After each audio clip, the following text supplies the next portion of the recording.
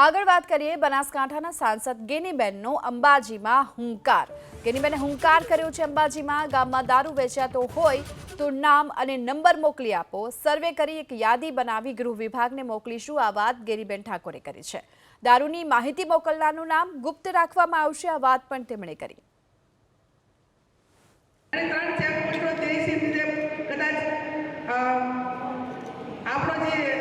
વિદેશી દારૂ છે બીજા રાજ્યોનો એ કદાચ ત્યાંથી આવતો હશે ચેકપોસ્ટથી, પણ દેશી દારૂની વાત થઈ તો પાડવાવાળા એના સ્થાનિક લોકો જ હશે. તો જે તે બીટમાં જમાદાર આવતા હોય એમને વાત કરો. આજના જિલ્લા પોલીસ વડા પણ આજે અંબાજીની મુલાકાતે છીએ અને ખુલ્લેઆમ કહેવામાં આવ્યું કે પોલીસ સ્ટેશનની નજીકની બાજુમાં આ રીતે દારૂ વેચાય છે. તો હું તો એક આખા જિલ્લાનું સર્વે કરવાની છું.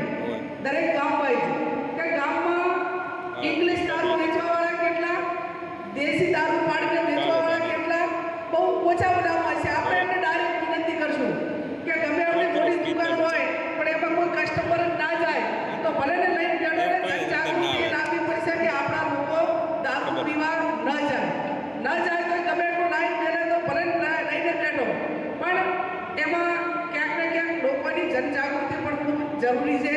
અને એમાં લોકોના સાથ સહકારથી જે આ બધી માટે યુવા ધનને બચાવવા માટેનું જે કામ કરવાનું થાય એ 100% આવનાર સમયની અંદર એક ઝુંબેશના ભાગરૂપે કે દરેક ગામની અંદર દારૂ વેચવાવાળા કેટલા હોય, 2-3 હોય, પાડવાવાળા કે એમ કેટલા 2-3 એક ગામની અંદર 5 કે 6 થી વધારે ના હોય. એમને કંઈક થઈને વિનંતી કરશું.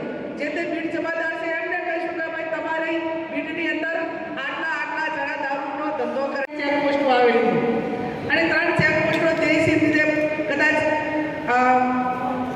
આપણો જે વિદેશી દારૂ છે બીજા રાજ્યોનો એ કદાચ ત્યાંથી આવતો હશે ચેકપોસ્ટથી, પણ દેશી દારૂની વાત થઈ તો પાડવાવાળા એના સ્થાનિક લોકો જ હશે.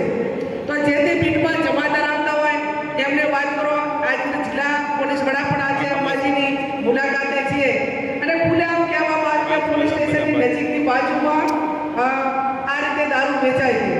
તો હું તો એક આખા જિલ્લાનું સર્વે કરવાની છું. દરેક ગામમાં કે ગામમાં ઇંગ્લિશ દારૂ વેચવાવાળા કેટલા, દેશી દારૂ પાડીને વેચવાવાળા કેટલા, બહુ ઓછા બનાવવા છે. આપણે એમને ડાયરેક્ટ વિનંતી કરશું કે ગમે એમની મોટી દુકાન હોય પણ એમાં કોઈ કસ્ટમર ના જાય તો ભલે ને લઈને બેઠો જનજાગૃતિ લાવવી પડશે કે આપણા લોકો દારૂ પીવા ન જાય તો ગમે એટલું લાઈન બેઠે તો ભલે લઈને બેઠો, પણ એમાં ક્યાંક ને ક્યાંક લોકોની જનજાગૃતિ પણ ખૂબ જરૂરી છે.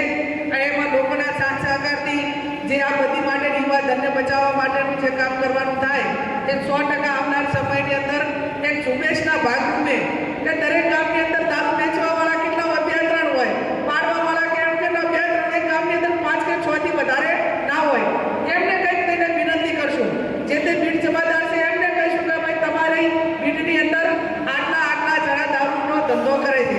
અને હું તમામને રજૂઆત કરવાવાળાને વિનંતી કરું છું કે તમારા ગામમાં દેશી કે ઇંગ્લિશ દારૂનો ધંધો કરતા હોય એનું નામ ને મોબાઈલ નંબર ને એનું એડ્રેસ કે મને વોટ્સએપ કે મારા સુધી અરજી મોકલાવજો.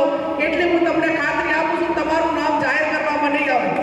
અમારે ખાલી લિસ્ટનું મેળવવું જ કરવું છે કે સ્વૈચ્છિક રીતે લોકો કેટલો સાથ સહકાર આપવા માટે તૈયાર છે કે આ ગામની અંદર આટલા છે તો એનું સર્વે આવે અને સર્વેના આધારે જિલ્લા પોલીસ વડાને કહેવાનું હોય, ગૃહમાં કહેવાનું હોય તો એનો ચોક્કસ આંકડો આપી શકીએ કે બનાસકાંઠાના આટલા ગામોમાં આ જગ્યાએ આટલા પ્રમાણમાં દેશી દારૂ વેચાય છે, ઇંગ્લિશ વેચાય છે.